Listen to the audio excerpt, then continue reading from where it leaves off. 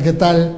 Mi nombre es César Augusto Pérez Córdoba y en esta ocasión tengo el honor de formar parte de los ponentes en este primer congreso virtual interdisciplinario que organiza el Colegio Nacional de Cirujanos Dentistas Asociación Civil como parte de los festejos del 50 aniversario de su formación o de su nacimiento. Así que para mí es una gran alegría formar parte de este panel en donde, por supuesto, tengo que agradecer tantos años de permanencia en esta instancia, en esta institución que ha crecido durante tanto tiempo. En mi vida, particularmente, formo parte del Colegio Nacional de Cirujanos Dentistas desde que estaba en la licenciatura, aproximadamente hace ya unos 30 años. Por supuesto, tengo que mencionar también a las Academias Mexicana de Ortodoncia y a la Academia Mexicana de Odontopediatría, quienes me han hecho el favor de invitarme a impartir diversas conferencias. Así que, además de agradecer mi permanencia en este Colegio Nacional de Cirujanos Dentistas, pues para mí es muy grato saber que todavía seguimos vigentes en estas instancias. Soy egresado de la UNAM de licenciatura, orgullosamente Puma, sí que le voy a los Pumas, pero también soy egresado de la especialidad de ortodoncia en la Universidad Latinoamericana, en donde también me formé como maestro en odontología. Asimismo, desde que egresé de la especialidad de ortodoncia, fui invitado a formar parte del panel de profesores de la Asociación Odontológica Mexicana para la Enseñanza y la Investigación, paralelamente con el grupo de profesores de la Universidad Latinoamericana. Así que mi experiencia en el ámbito de la ortodoncia y la ortopedia dentofacial data también ya desde hace más de 26, 27 años, si no es que un poquito más. Esta experiencia se ha visto redondeada con la atención de centenas, si no es que miles de pacientes, principalmente en la Universidad Latinoamericana, en donde tuve oportunidad de formar parte del cuerpo titular de profesores en el área de ortopedia dentofacial. Así es que la charla que estoy impartiendo en este momento tiene que ver con mi experiencia alcanzada a través de todos estos años en estas dos instancias como docente. Y básicamente es una filosofía de trabajo, una filosofía que seguramente cada uno de nosotros tiene y que, bueno, yo tengo la oportunidad de poderla plasmar en este momento. Cuando estaba estudiando, uno de mis profesores, que ya no está en este momento, el doctor Adolfo Unda Manterola, hablaba de la excelencia. Para mí la excelencia es fundamental y particularmente en el área de la atención a los niños, pues es importante, como se menciona en esta diapositiva, tener el afecto de los niños, principalmente ya que en ellos vamos a plasmar todos nuestros conocimientos para resolver cualquier tipo de maloclusiones. También es muy importante para mí dejar atrás, pues por supuesto, como dice la diapositiva, un hijo bueno, pero básicamente yo me referiría a un tratamiento de excelencia, un tratamiento concluido con éxito, independientemente de los otros conceptos que están plasmados en estas diapositivas. Por supuesto, la excelencia tiene que ver con muchas cosas, hay que firmar nuestro trabajo, hay que hacer las cosas, no poner pretextos. Y por supuesto, haciendo énfasis en esta diapositiva, en el último texto donde dice que ser excelente es trazarse un plan, por supuesto, esto yo lo traslado al área de la odontopediatría, la ortopedia y la ortodoncia, e inclusive la cirugía maxilofacial, que no va a estar comprendido en este momento, pero que de alguna manera necesitamos hacernos de un plan de tratamiento. ¿Para qué? Para lograr los objetivos deseados a pesar de todas las circunstancias. El área de ortopedia y ortodoncia de alguna manera, se han confundido a lo largo del tiempo. Y me gusta colocar esta diapositiva precisamente para poder definir y poder diferenciar precisamente a qué corresponde cada una de ellas. Cuando yo pongo esta diapositiva en mis conferencias y pregunto de qué se trata, la mayor parte de los asistentes coinciden en mencionar que se trata de la extracción maya. Bien, pues solo les menciono que no es extracción y no es malla. Sí es una escena dental que se encuentra plasmada en el muro de Tepantitla, en las inmediaciones del complejo de las pirámides de Teotihuacán. Así es que es muy importante para nosotros poder diferenciar a qué nos estamos refiriendo cuando hablamos de ortodoncia, de ortopedia o de cirugía maxilofacial. Ustedes en esta diapositiva van a poder ver en un rectángulo azul el área que tiene que ver con el tratamiento de ortodoncia. Como ustedes se podrán dar cuenta, es un área bastante limitada, pero en donde se ha hecho mucho ruido y en donde la mayor parte de las empresas han invertido muchísimo dinero. El área que corresponde al rectángulo cuadrado rojo es precisamente la que está enfocada a la cirugía maxilofacial, en donde nosotros vamos a poder recortar nuestros maxilares y podemos hacerlos moverse para arriba, para abajo, para adelante o para atrás. Y el área señalada con un rectángulo o cuadro amarillo, pues definitivamente es el área que corresponde a la ortopedia dentofacial.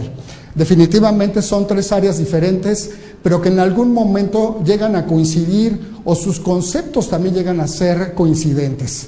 Si se dan cuenta, entre la diapositiva anterior y esta, lo único que ha cambiado es los límites que tienen que ver con el tratamiento de ortodoncia. ¿Gracias a qué? Pues gracias a que hoy en día contamos con unos elementos tan importantes y de veras que han revolucionado tanto la ortodoncia como son los dispositivos de anclaje temporal que nos permiten mover a los dientes un poco más allá de los límites, como reza un eslogan publicitario.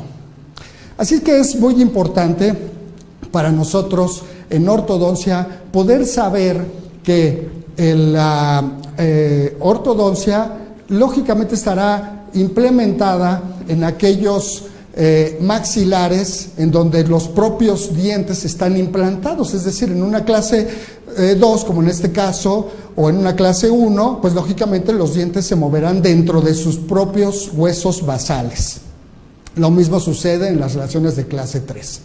Así es que desde un punto de vista de definiciones, podremos decir que la ortopedia dentofacial es aquella que mueve huesos, mueve el maxilar y la mandíbula en los tres sentidos del espacio, principalmente con aparatos. En ortodoncia, los movimientos están enfocados directamente a los dientes y la cirugía maxilofacial definitivamente moverá también a los huesos, pero con ayuda del bisturí.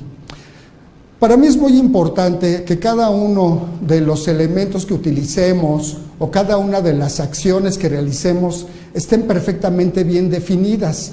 Así que buscando en toda nuestra bibliografía he encontrado gran cantidad de definiciones que tienen que ver con ortodoncia y con ortopedia. De hecho, es una de las tareas que dejo a los alumnos constantemente.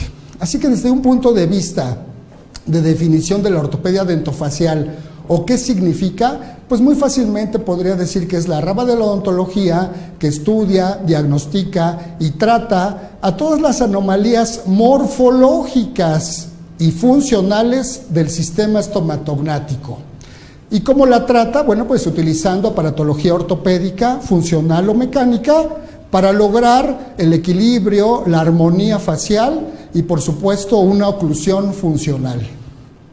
La diferencia con respecto a la ortodoncia radica en que también la ortodoncia es una rama de la odontología, estudia, diagnostica y trata a las anomalías del desarrollo de la oclusión, exclusivamente enfocadas a los dientes en cuanto a su forma, posición y relación. ¿Y cómo corrige estas anomalías la ortodoncia? Pues con la colocación de aparatos que van a tener influencia directamente sobre los dientes, aplicando fuerzas físicas para lograr el movimiento de estos. Y de la misma manera que la ortopedia, la ortodoncia va a lograr o va a tener como fundamento y objetivo lograr el equilibrio, la armonía facial y la oclusión funcional. Si nos remontamos a la historia de la ortopedia dentofacial para saber cuál ha sido la evolución, nos encontramos precisamente que desde hace muchos años nuestros antepasados deformaban los cráneos hacia arriba y hacia atrás dependiendo del nivel socioeconómico de las personas. Así que desde hace muchísimos años sabemos que los huesos pueden ser moldeados. Esta fotografía que ilustra prácticamente el mismo evento, pues está tomada, digamos, en una escena maya, seguramente en Centroamérica o en el sureste de nuestro país. Y bueno, es una fotografía que apareció en la revista de arqueología más o menos alrededor de los años 80 del siglo pasado. Y cuando uno tiene la oportunidad de tener en sus manos este tipo de cráneos, pues no hace uno más que enchinársele la piel, porque se da uno cuenta de cómo fue posible tales deformaciones. Así que es impactante poder conocer de viva mano, por decirlo de esta manera, cómo se realizaban estas deformaciones. Gracias a mi paso por la maestría en odontología, en donde tuve oportunidad de asistir al Instituto Nacional de Antropología e Historia y tener acceso a todos estos cráneos. Y por supuesto, pues como les vuelvo a repetir, es impactante. Así es que es muy importante para nosotros destacar y definir cuáles son las anomalías morfológicas de las funcionales. Por supuesto, como especialistas en el área de la corrección de las maloclusiones, tenemos que saber cuáles son esqueletales y cuáles son dentales. Les decía yo hace un momento que es muy importante para nosotros tener unas definiciones claras y concisas de cada uno de estos aspectos. Así es que para la corrección de una maloclusión necesitamos ver la definición de las maloclusiones en sentido sagital, vertical y transversal, pero no nada más desde un punto de vista, sino de ambos, esqueletal y dental. De tal manera que nosotros tendríamos que definir a las maloclusiones en sentido sagital y tendríamos que preguntarnos qué significa una clase 1 esqueletal, qué significa una clase 1 dental, qué significa una clase 2, una clase 3 desde el punto de vista esqueletal y o dental. Asimismo, tendríamos que tener claramente las definiciones de las maloclusiones en sentido vertical. ¿Cuándo existe una mordida abierta esqueletal? ¿Cuándo una mordida abierta dental? Asimismo, hablando de la mordida cerrada y de una relación verticalmente equilibrada. Y por último, el aspecto transversal, en donde por supuesto la ayuda en el diagnóstico a través de la tomografía computarizada con BIM en tercera dimensión, nos ha ayudado a despejar un poquito esta incógnita. Sin embargo, es muy importante también tener las definiciones al respecto. ¿Qué es una mordida cruzada dental? ¿Qué es una mordida cruzada esqueletal? ¿Qué es una mordida telescópica? O cuando los maxilares están perfectamente bien equilibrados. Animo esta plática con unas cuantas diapositivas que tienen que ver con las zonas arqueológicas en donde existen piedras talladas, ya sea de cabezas de personas o de serpientes. Y pues no puedo dejar de lado al templo de Quetzalcóatl o al palacio de Quetzalcóatl, ubicado en la zona de Teotihuacán. Y como les venía diciendo desde un principio, prácticamente esta charla corresponde a un resumen de lo que es mi filosofía, una filosofía que comenzó a mostrarse cuando daba clases en aquellos pizarrones verdes con gises y yo dibujaba estos 3 círculos para definir precisamente cada una de estas 3 instancias: el diagnóstico, el plan de tratamiento, la terapéutica y lo que corresponde con el paciente y que de alguna manera también tiene que ver con el odontólogo que está tratando la maloclusión. Sin embargo, hace poco, en 1 o 2 congresos anteriores, tuve oportunidad de escuchar al doctor Ricardo Medellín, y en donde él hablaba claramente de algunos momentos importantes en ortodoncia y señalaba precisamente estos: los modelos de estudio, la cefalometría, la aparición del arco recto, del autoligado, de los mini implantes y por supuesto de la ortodoncia osteogénica acelerada. Yo creo que definitivamente son momentos muy importantes, claramente descritos, pero yo los clasificaría en 2 partes, es decir, los momentos que tienen que ver con el diagnóstico y los que tienen que ver con la terapéutica. En el diagnóstico no vamos a dejar de utilizar los modelos de estudio ni la cefalometría, aunque hoy en día todos sabemos los métodos de diagnóstico cefalométricos utilizados hasta hoy, menos el de Pérez, por supuesto, nos confunden y nos dan malas interpretaciones. En cuanto a la terapéutica, pues tiene que ver, por supuesto, con todo este desarrollo tecnológico y, por supuesto, estoy de acuerdo en el desarrollo de todas estas. Particularmente, también quisiera entonces mencionar los momentos importantes en ortopedia, que básicamente serían los mismos. Nada más que en cuanto a la terapéutica, nosotros tendríamos que hablar del desarrollo también de los nuevos materiales, así como también las modificaciones que se han realizado a la aparatología. Un parteaguas en este aspecto, pues lo mostró la doctora Vilma Simoes ya desde hace más de 25 años y en donde hasta la fecha todavía seguimos utilizando gran parte de estos aparatos. Y por supuesto, la colocación de mini implantes en niños en crecimiento, en tratamientos de ortopedia que tienen que ver con disyunciones o inclusive también contracciones maxilares. Por otro lado, y bien, esta es una fotografía de una zona arqueológica muy cercana aquí a nosotros, que se encuentra en Xochicalco, paredes bellísimamente talladas en esas pirámides.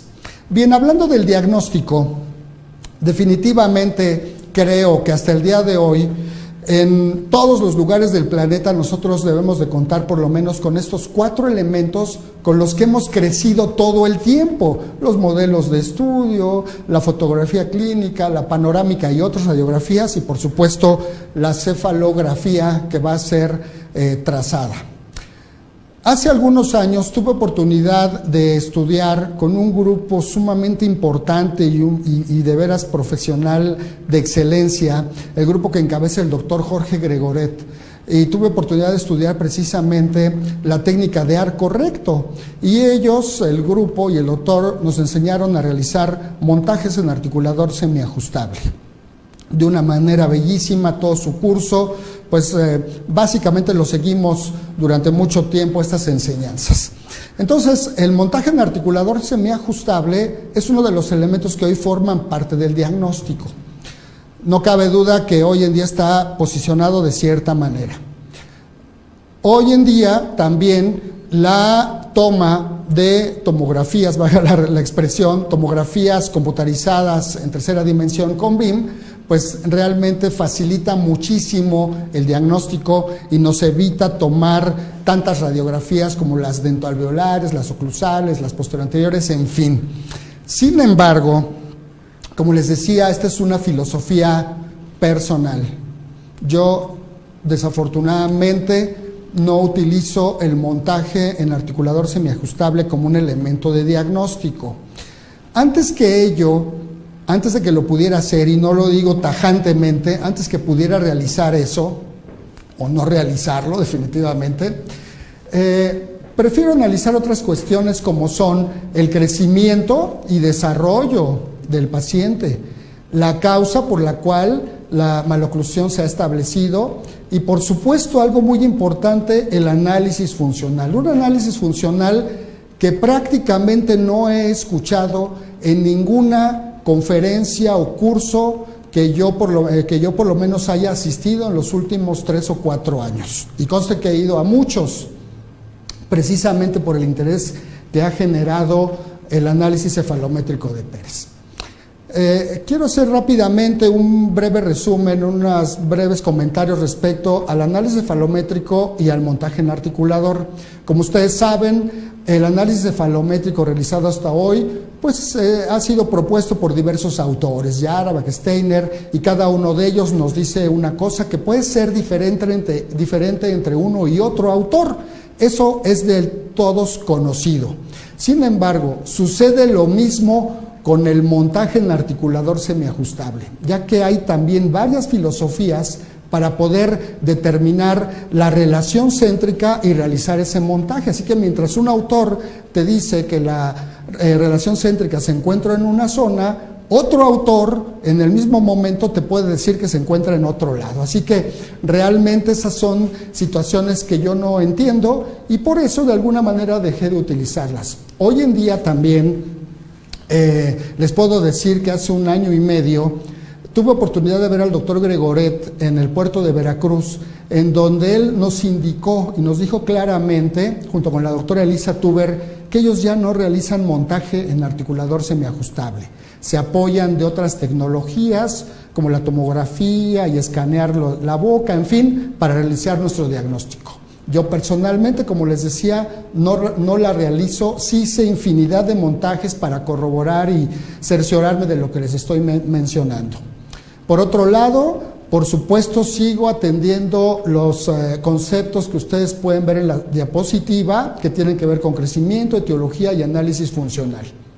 Y por supuesto, el desarrollo del análisis cefalométrico de Pérez, que ese sí nos dice lo que vemos clínicamente. Así es que poco a poco este análisis va tomando su lugar en el momento actual, y tanto en odontopediatría como en ortopedia y ortodoncia. Así que bueno, pues este es un pequeño resumen de lo que serían los elementos de diagnóstico, y por supuesto no puedo dejar de hablar del desarrollo del análisis cefalométrico de Pérez, que surge desde hace muchos años. Yo no sé si ustedes alcancen a ver las fechas, hay unas diapositivas que tienen muchos años, y esta es una de ellas, en donde podemos apreciar a una paciente con ciertas características faciales que ustedes pueden ver claramente, pero que además ilustran en su radiografía lateral de cráneo un ángulo ANB de 3 grados y una medida de la convexidad de 3 milímetros. Cuando yo pongo esta diapositiva y muchas más con estas mismas características y les pregunto a los asistentes, ¿qué clase esqueletal es este paciente?, nadie duda en responder en que esta paciente se trata de una clase 1 esqueletal. Y posteriormente, cuando les muestro las imágenes de su dentición, pueden apreciar que la relación de caninos y la relación de molares temporales, tanto de un lado como del otro, se encuentra claramente establecida en clase 3, digamos dental. Entonces, les vuelvo a preguntar, ¿qué clase esqueletal es? Por supuesto, aquí ya empiezan a surgir todos aquellos conceptos que justifican una relación esqueletal, con compensación, con crecimiento, con una serie de cosas que desde mi punto de vista pues no son correctas. Así que para mí esta paciente es una relación o tiene una relación esqueletal de clase 3.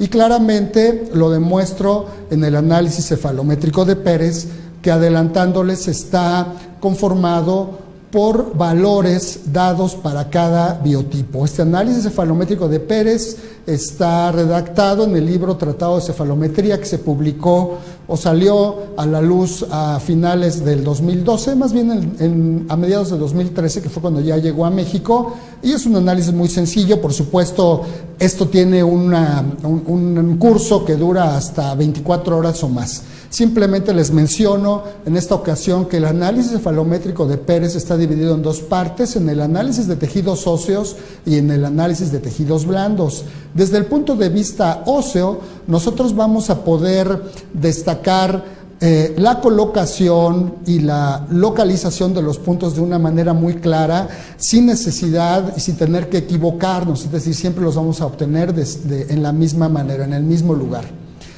Ya refiriéndonos al diagnóstico, la primera parte corresponde al diagnóstico que yo le llamo craneofacial y que tiene que ver con la determinación del biotipo o tipo de crecimiento. Así que de esta manera, nosotros, una vez identificado el biotipo o tipo de crecimiento, vamos a poder implementar valores para cada uno de ellos, producto de una investigación realizada principalmente su piedra angular en la Universidad Latinoamericana mientras estudiaba la maestría. Y bueno, una vez determinado el biotipo, entonces podríamos ver qué clase esqueletal es mi paciente, si es clase 1, clase 2 o clase 3. Posteriormente, desde el punto de vista vertical, podríamos definir si nuestro paciente tiene divergencia de bases maxilares o convergencia de bases maxilares o está equilibrado desde el punto de vista vertical. Luego el aspecto dentoalveolar, que es muy sencillo y muy simple porque nos va a ayudar a determinar las inclinaciones y las posiciones de nuestros dientes. Y por último, desde el punto de vista óseo, también vamos a medir básicamente al maxilar y a la mandíbula desde este punto de vista lineal o longitudinal para saber si estos maxilares tienen el tamaño adecuado para evitar o hacer que se presente una maloclusión.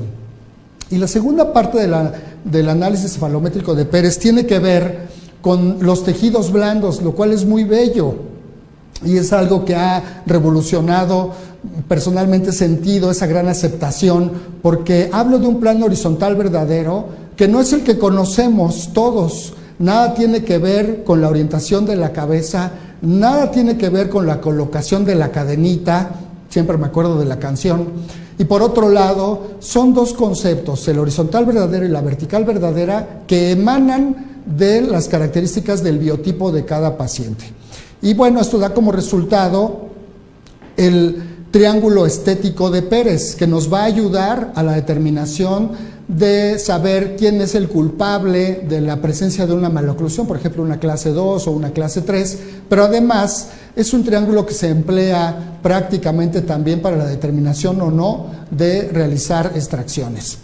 Así es que la radiografía o el análisis de Pérez tiene el objetivo de diagnosticar en el momento actual, realizar un plan de tratamiento correcto, un BTO de ortodoncia, de ortopedia y de cirugía ortognática, medir los cambios de una manera muy simple y muy sencilla, estos cambios obtenidos por el crecimiento o también por influencias del tratamiento y por supuesto, siendo ya más específicos y muy exactos, también podríamos medir a través de mi análisis los cambios producidos, por ejemplo, por una distalización, una intrusión, en fin. Esto es, en resumen, lo que tiene que ver con el análisis. Y, por supuesto, cuando hablamos de los modelos de estudio, me preguntan, doctor, ¿qué prefiere, los digitales o los que se presentan en forma física para tenerlos en la mano? Prefiero, como los libros, prefiero un libro, leerlo, hojearlo o leerlo. Los modelos de estudio para eso son.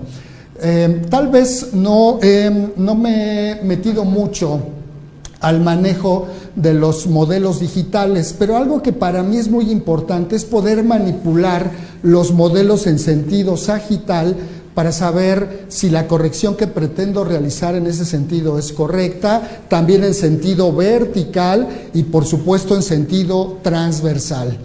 Esta forma de manipular los modelos me permite además saber si requiero expansión, si requiero extracciones o cuánto movimiento voy a realizar en todos los sentidos del espacio.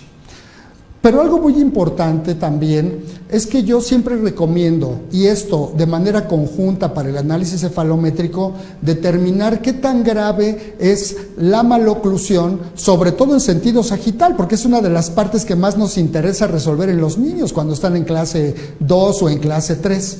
Entonces yo les pongo esta diapositiva y les pregunto, doctores, ¿qué tan grave es esta maloclusión? ¿Es leve, es moderada o es severa? La mayor parte de los asistentes, cuando les hago esta pregunta, me contestan que se trata de una maloclusión prácticamente leve o moderada, ya en el mejor de los casos. Desde mi punto de vista, esta relación o esta maloclusión es una maloclusión severa, ya que si nosotros medimos la distoclusión a nivel de los molares temporales, como se muestra en esta figura, vamos a ver que estamos teniendo 5 milímetros de distoclusión. Pero si estos 5 milímetros de distoclusión los trasladamos a los dientes permanentes, es decir, a nivel de molares, nosotros vamos a tener prácticamente una relación de distoclusión de 6 a 7 milímetros, lo cual desde mi punto de vista es verdaderamente grave. Lo que pasa es que esta maloclusión, en el caso de este ejemplo, pues digamos que está enmascarada o disfrazada por una sobremordida horizontal no tan grave como podría corresponder a esta maloclusión. Y otro de los puntos importantes que me gusta señalar precisamente es que nosotros nos dedicamos a expandir mucho a través de aparatos, pero poco caso le hacemos al espacio de recuperación que tenemos con la exfoliación de los dientes temporales y los cuales debemos de mantener a toda costa. Por supuesto, cada uno de las cuestiones que he estado mencionando tienen un desarrollo en cuanto a tema. Hay un tema de modelos, un tema de radiografía, de panorámica, en fin. Y algo que sí también quiero mostrarles, porque forma parte de mi filosofía y de cómo diagnosticamos, es precisamente cuando nosotros, ya sea que tomemos nosotros mismos la fotografía clínica o nos la mande el gabinete. yo siempre les pongo este tipo de fotografías y les pregunto, ¿este paciente es un paciente clase 1, clase 2 o clase 3? La mayor parte de los asistentes no duda en contestar que se trata de un paciente que se encuentra en clase 1. Pero si nosotros tomáramos al mismo paciente en diferentes ángulos, nos daremos cuenta que en esta primera toma la cámara fotográfica no estaba completamente perpendicular al plano que estamos fotografiando. Conforme hago una segunda toma y posteriormente una tercera toma y por último una cuarta toma, sin moverse el paciente, nos estamos dando cuenta que el paciente definitivamente no es clase 1, sino que es clase 2. Así que pues mi recomendación en este punto es tener mucho cuidado en las tomas fotográficas que realicemos nosotros o que nos envíen los gabinetes a los cuales les mandamos tomar todos los estudios. Pero más allá de esto, también durante muchos años, y bueno, esto lo corroboro precisamente con el mismo ejercicio, tomando la fotografía un poco inclinada respecto al plano fotografiado en la primera toma y completamente perpendicular en esta última cuarta toma, sin que se hayan movido los modelos en sentido sagital. Es decir, tenemos diferentes apreciaciones de una misma maloclusión que nos pueden engañar y por supuesto hacer que diagnostiquemos erróneamente. Pero les decía, más allá de esto, algo en lo que he hecho énfasis durante mucho tiempo y por supuesto, sobre todo en los tratamientos de ortodoncia, sabemos y les mencionaba yo al principio, estos tratamientos de ortodoncia con brackets tienen muchas limitaciones, las limitaciones que tenemos con el movimiento de los dientes dentro de nuestro propio hueso, dentro del propio hueso que soporta a los dientes. Y entonces, de repente algún conferencista nos muestra un paciente que inicia su tratamiento en clase 2 y de repente en las últimas diapositivas nos lo muestra terminado, como si ya hubiera estado corregida la maloclusión y ahora se encuentra en clase 1. Son las mismas diapositivas que les mostré hace rato, pero como conferencistas, como ponentes, como profesores, tenemos mucha habilidad para modificar, para moldear al auditorio y pues básicamente tenemos esa capacidad de poder pues encubrir o distraer este tipo de situaciones. Les decía yo la importancia que tiene el análisis funcional. En la diapositiva que ustedes están viendo del lado izquierdo, se muestra a un paciente en el momento de, al cerrar, tener un primer contacto y en donde vemos claramente que la línea media superior se encuentra hacia un lado y la línea media inferior se encuentra hacia el otro lado.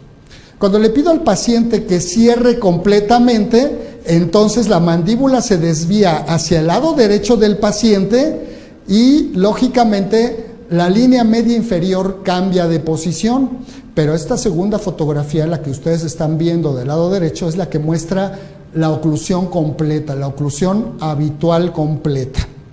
Así es que de aquí surge una primera pregunta: ¿en qué posición mandaríamos tomar nuestros estudios de diagnóstico, nuestros modelos, nuestras fotografías?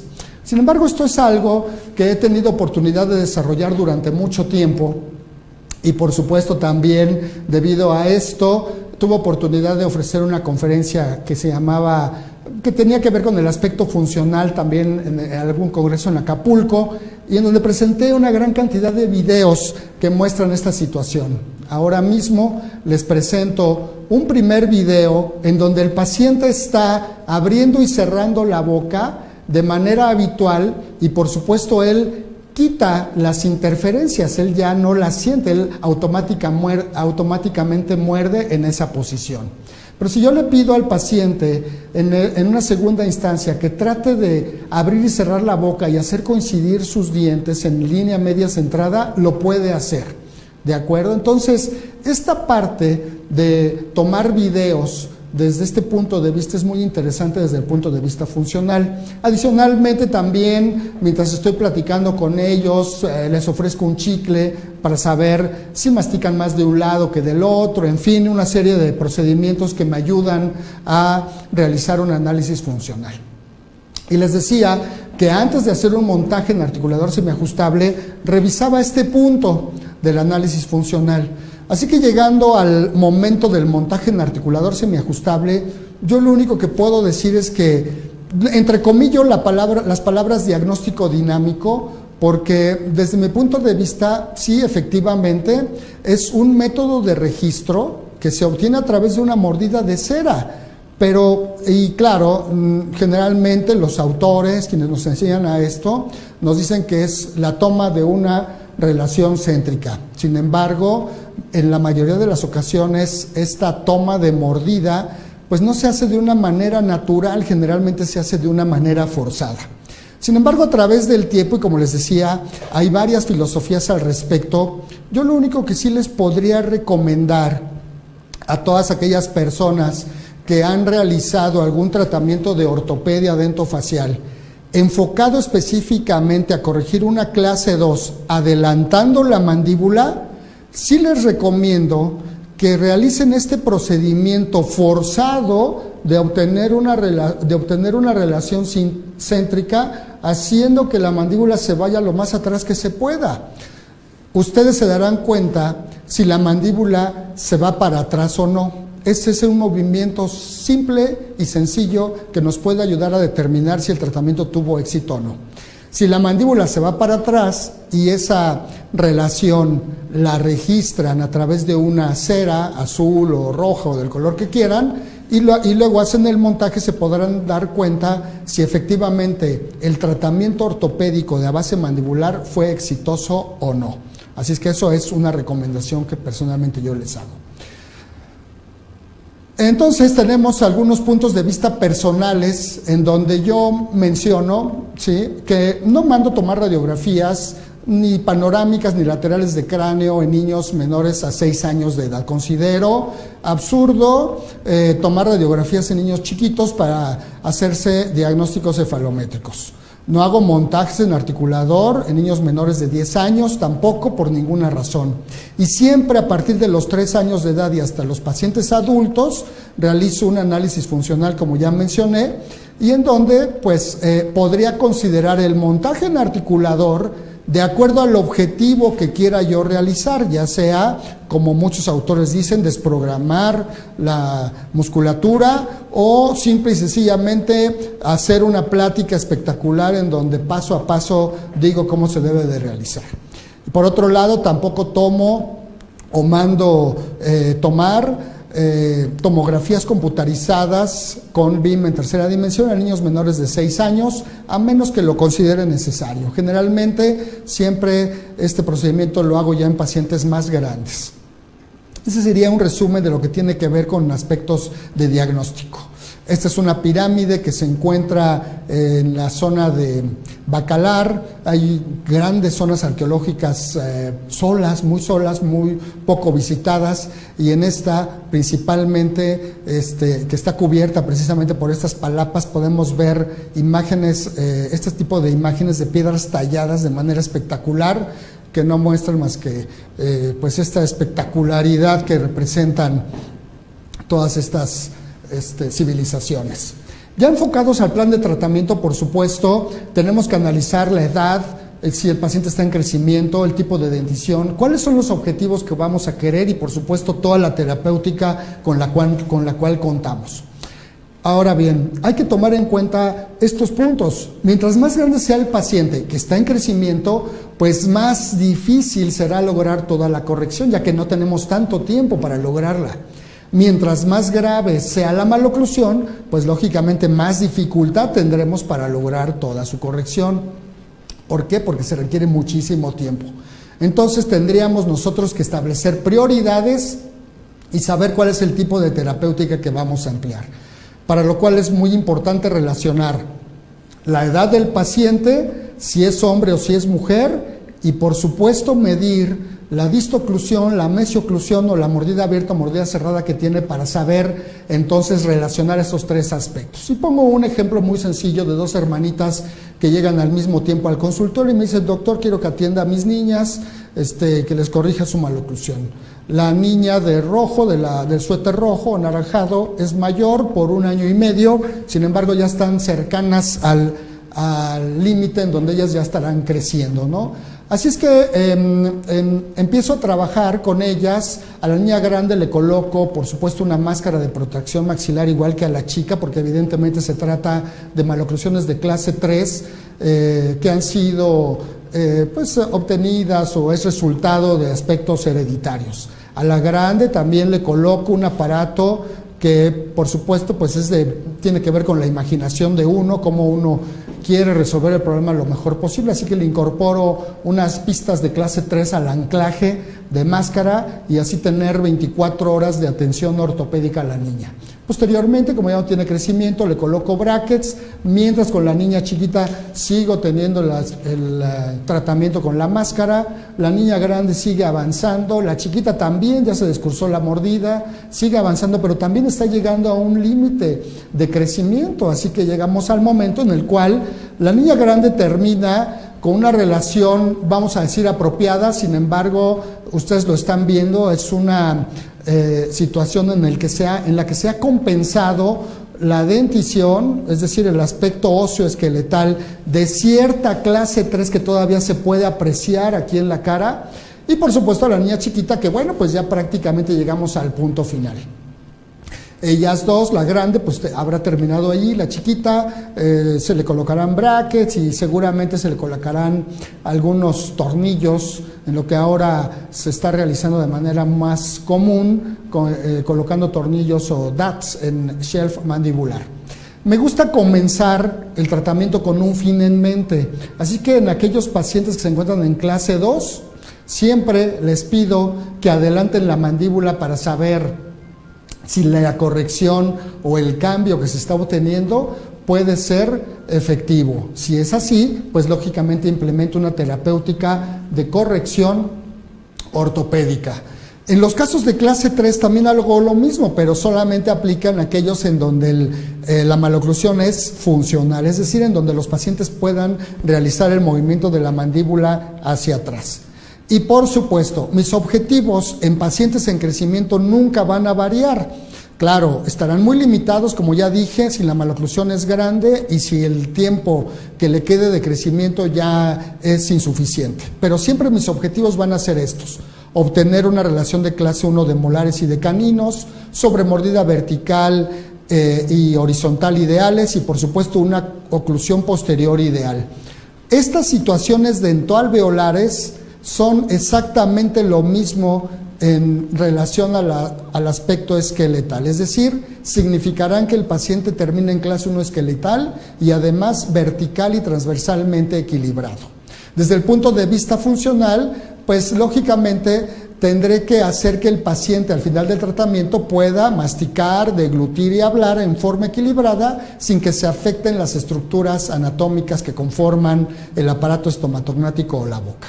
Y entonces ya tendría yo, una vez identificada la maloclusión, definir objetivos que pueden ser ortodóncicos u ortopédicos. Ortodóncicos, que tienen que ver con el movimiento de algunos dientes, inclusive para evitar interferencias y luego poder lograr un movimiento ortopédico, que puede ser adelantar la mandíbula, abrir la mordida, en fin, son muchos los objetivos que podemos realizar en estos dos campos.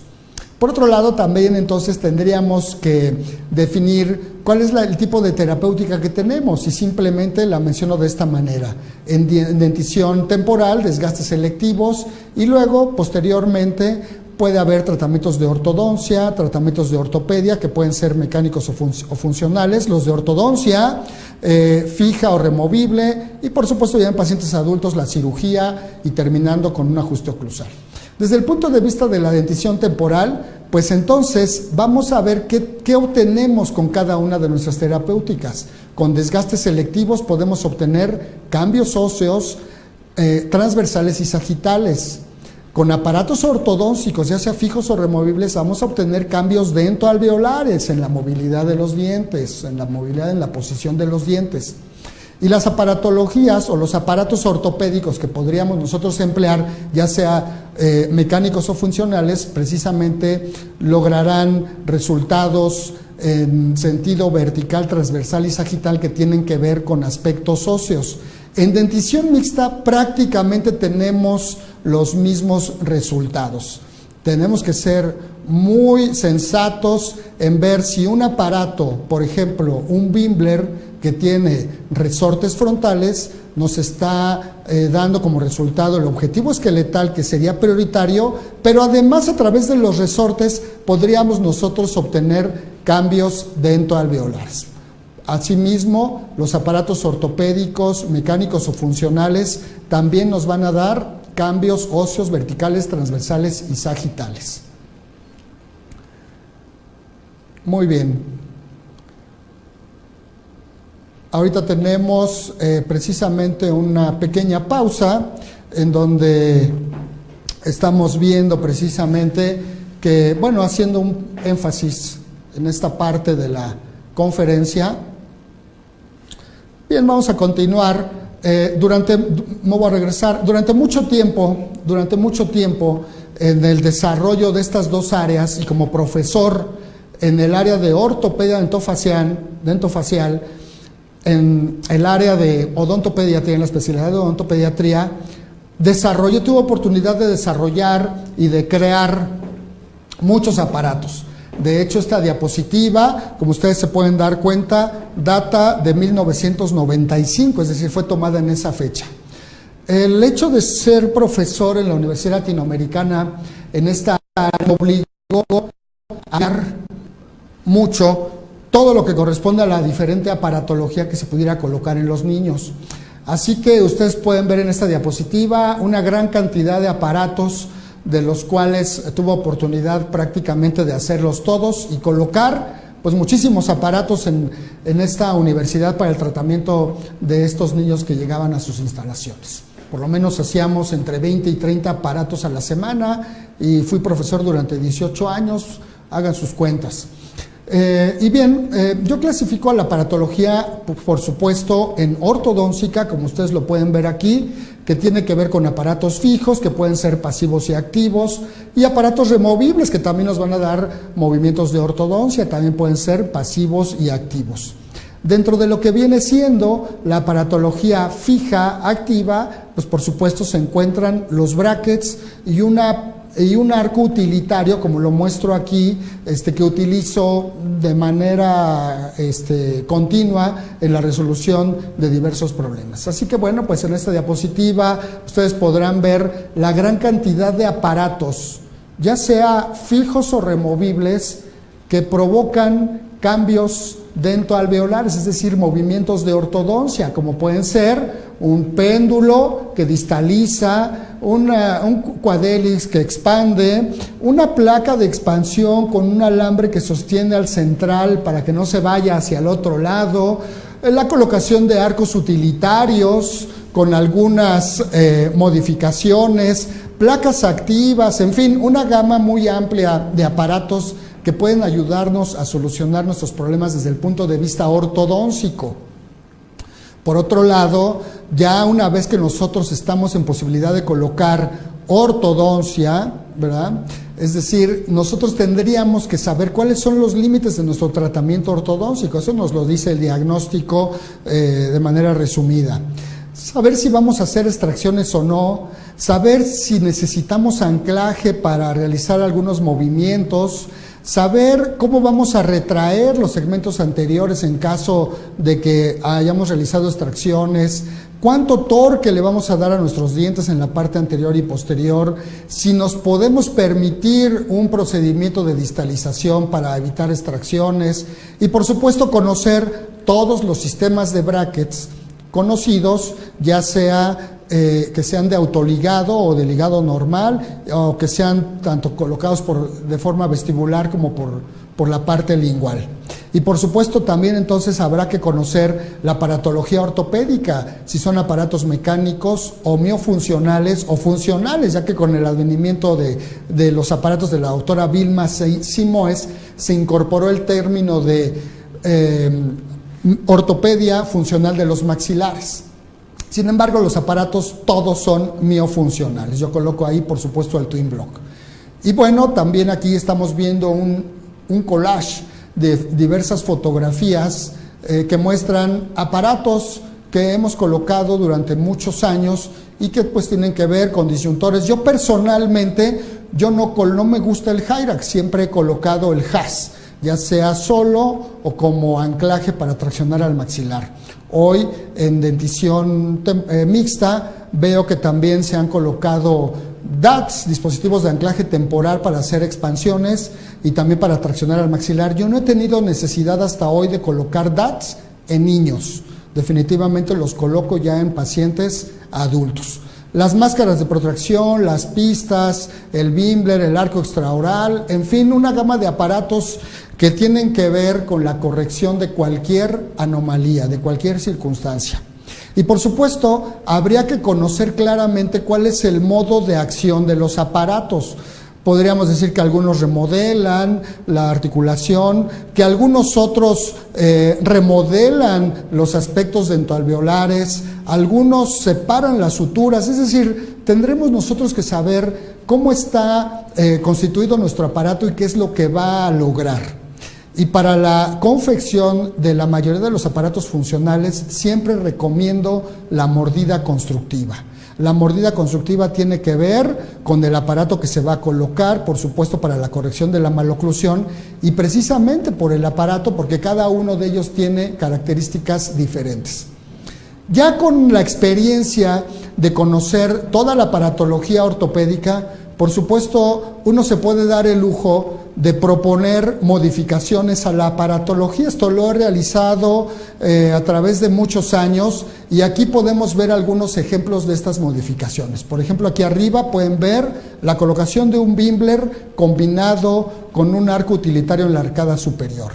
De la misma manera que lo hago en la colocación del Simoes, que está colocado en la parte superior del lado izquierdo. Asimismo, dentro de estas modificaciones también podemos ver la colocación de dientes en niños precisamente que no los tienen y que se necesitan de una protracción maxilar. Ya mencioné precisamente la colocación de elementos en los anclajes. El desarrollo de esta ansa para traccionar al maxilar la realicé hace más de 25 años en lugar de soldar un vástago en el alambre. Por supuesto, la colocación de acetatos en los twin blocks, la colocación de perlas en los aparatos de Simoes, en fin, una gran cantidad de modificaciones que cada uno de nosotros, de acuerdo a lo que deseemos lograr, lo podemos hacer sin que se estorbe un modo de acción con el otro.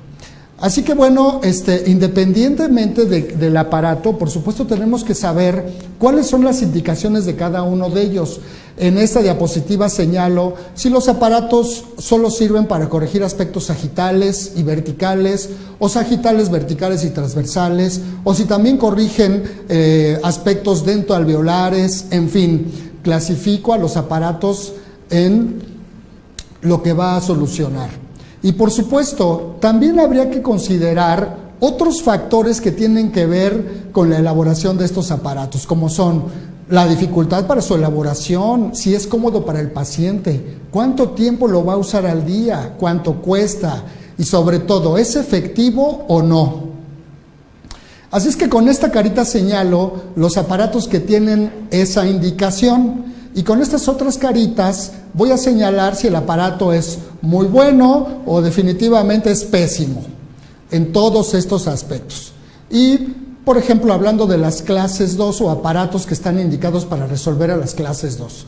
El Frankel, por ejemplo, todos estos aparatos, para empezar, están señalados o están indicados para corregir clases 2. Sin embargo, los que se muestran en esta columna son aparatos que solamente van a corregir aspectos sagitales y verticales. Y sin embargo, los que se encuentran en esta columna, como los Bimblers, las pistas y los Simoes, pues aparte de corregir problemas sagitales, verticales, transversales, también corrigen con la ayuda de resortes aspectos dentoalveolares. Así que son, por eso, aparatos muy completos. Sin embargo, no siempre resultan ser los más efectivos. Por ejemplo, aquí señalo claramente lo que decía. El Frankel es muy difícil de construir, no es tan cómodo, sin embargo es sumamente efectivo, a diferencia, por ejemplo, de las pistas planas, que desde mi punto de vista es el peor aparato ortopédico para corregir una maloclusión, sobre todo de clase 2. Y así, cada uno de los aparatos tiene una, por decirlo así, una calificación que yo le doy de acuerdo a mi propia experiencia. Esta es la experiencia que es resultado de la colocación de muchos aparatos en mis manos. Cada uno de ustedes, por supuesto, tiene su propia experiencia. Asimismo, nosotros también tenemos los aparatos que sirven para la corrección de la clase 3. Aquí vemos cómo hay indicados varios de ellos. Algunos solo corrigen aspectos sagitales, verticales, otros dentoalveolares. Desde un punto de vista funcional, esto es muy importante porque siempre lo menciono, todos estos aparatos, Frankel, Wimber, Pisas y todos estos pueden corregir claramente maloclusiones de clase 3 funcionales, es decir, aquellos casos en donde el paciente puede realizar el movimiento hacia atrás de la mandíbula. Sin embargo, realmente, desde un punto de vista esqueletal, ¿sí? Este es el ejemplo de cómo los pacientes pueden hacer la mandíbula para atrás, y lógicamente en esta posición se puede realizar el aparato con la toma de una mordida constructiva, y podemos, como en este ejemplo, realizar varios aparatos para el mismo paciente solamente para ejemplificar cómo quedaría cada uno de ellos realizándolo de manera adecuada. Sin embargo, desde el punto de vista esqueletal, el único aparato que puede corregirla es la máscara de protracción, ya que los demás aparatos funcionales realmente tienen un efecto muy pobre. Y así, poco a poco, nosotros podemos ir detectando a través de estas tablas, desde mi punto de vista, cuál es efectivo, cuál es fácil de realizar, en fin. Y de todo esto hay unos señalamientos amplios para los aspectos o para la corrección de los aspectos sagitales, verticales y transversales. Uno de los aspectos importantes es la expansión. ¿Se requiere la expansión o no? Ya les mencionaba yo la necesidad de manipular los modelos de estudio para saber si vamos a realizar expansión con alguna de estas terapéuticas, ya sea con placas, con aparatos fijos, con disyuntores, con DATs, en fin. Y bueno, esto es importante analizarlo. A mí me gusta mucho realizar expansión en niños, siempre y cuando sea necesario, con simples placas de expansión, utilizando digamos la filosofía de la presencia, es decir, abrir el tornillito cada vez que las plaquitas ya se sienten flojitas dentro de la boca. Otra de las cuestiones importantes que hay que saber manejar y contemplar es la necesidad de las extracciones. Les vuelvo a repetir, mis objetivos son obtener clase 1 de molares, de caninos, guía anterior y todo para que vaya de la mano con una relación de clase 1 esqueletal y vertical y transversalmente equilibrados, con o sin extracciones. No quiere decir que nosotros cuando colocamos aparatos ortopédicos se van a evitar las extracciones, definitivamente no, ni tampoco porque coloquemos estos llamados brackets inteligentes de autoligado se van a evitar. La elección de hacer extracciones o no implica el análisis de muchos factores, no nada más por colocar esta aparatología quiere decir que ya no se van a realizar. Ejemplo claro es este niño que inicia con una retrusión mandibular y conforme voy resolviendo su maloclusión para llevarlo a una relación de clase 1, analizo a través de mi cefalografía que el paciente efectivamente de clase 2 ya pasa a clase 1 y veo que el paciente tiene mucha discrepancia, que está ligeramente protruido, en fin, los factores que menciono que hay que analizar y termino realizando extracciones de primeros premolares superiores e inferiores para poder terminar en clase 1. Así que desde mi punto de vista yo utilizo en cuestión de terapéutica el aparato que sea necesario para obtener el objetivo deseado. No sigo una receta de cocina, ¿verdad?